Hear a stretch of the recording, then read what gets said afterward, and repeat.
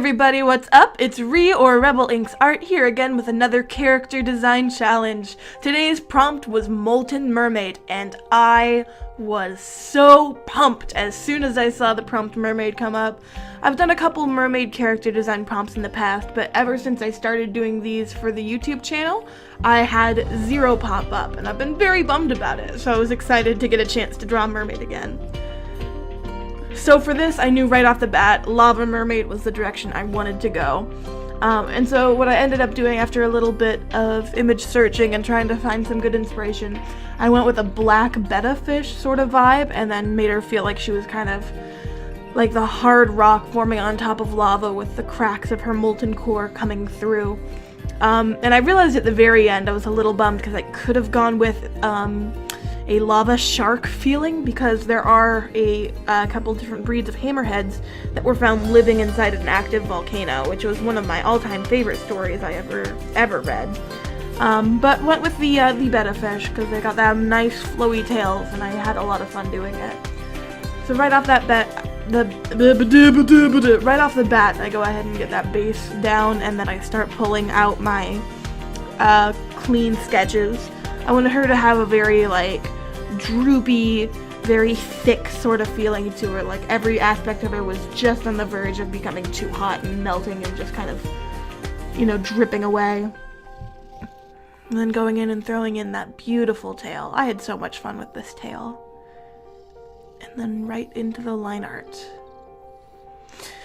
One feeling I did want to give her is almost like feeling like the dark parts of her are almost like an armor, like her actual face and everything is underneath this dark facade she's got.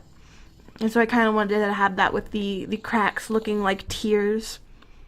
So maybe she's got big old mouth of fangs underneath, but no mouth on that outer layer.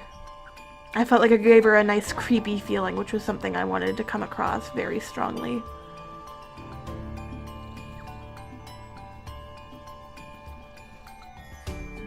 And I did the little like fins and stuff a little differently than how I did them in the rough sketch. I wanted them to feel a lot more flowy, which is something I feel like I didn't convey as well in the rough sketch. I wanted everything to just be very liquidy, very flowy. I think my favorite part of this whole drawing was the coloring process. It was a lot of using the airbrush tool to give everything a nice glowy feeling, and I had so much fun with it. You can see I went through the line art as fast as possible so I could get to the fun bits, which was doing that nice navy, deep dark navy blue for the skin, and then throwing in all those bright shades. And immediately going in, trying to clean things up so I can get to the fun parts. I just wanted to make everything shiny. That's always one of my favorite effects to give things in drawings, and so I was very excited for an opportunity to really flex that. Could I have pushed it farther? Yeah, but I'm really happy with how it turned out, so. Coloring in them tears, and them cute little faux eyebrows, and then going ahead and giving them that glowy effect. So for that I'm using the airbrush. I've got that deep reddish orange, and then I'm going in with a lighter orange, and then a yellow, and then a really pale yellow to give it a nice like transition. Then I'm cleaning up the rest of the skin, blushing it with a lighter blue in different parts just to make it feel a bit more 3D.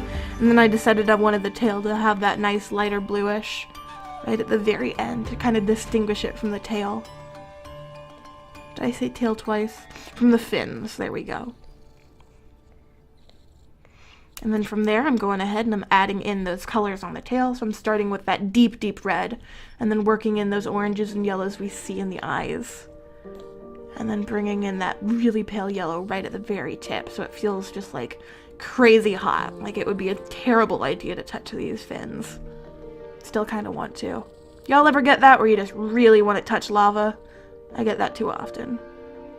And then here I am throwing some just little lines of detail on the fins, throwing those on an add layer to make them kind of glowy, and then soft erasing them to make them kind of faded. And then we're going to be doing the same thing we did with the tail to the hair.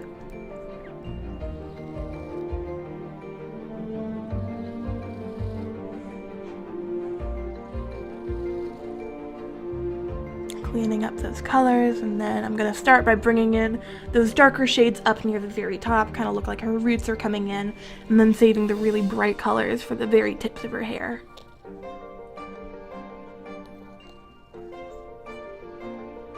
And I'm just cleaning up those little spots that didn't quite make it into the selection tool. And then I'm going to be throwing in those scales. Now this was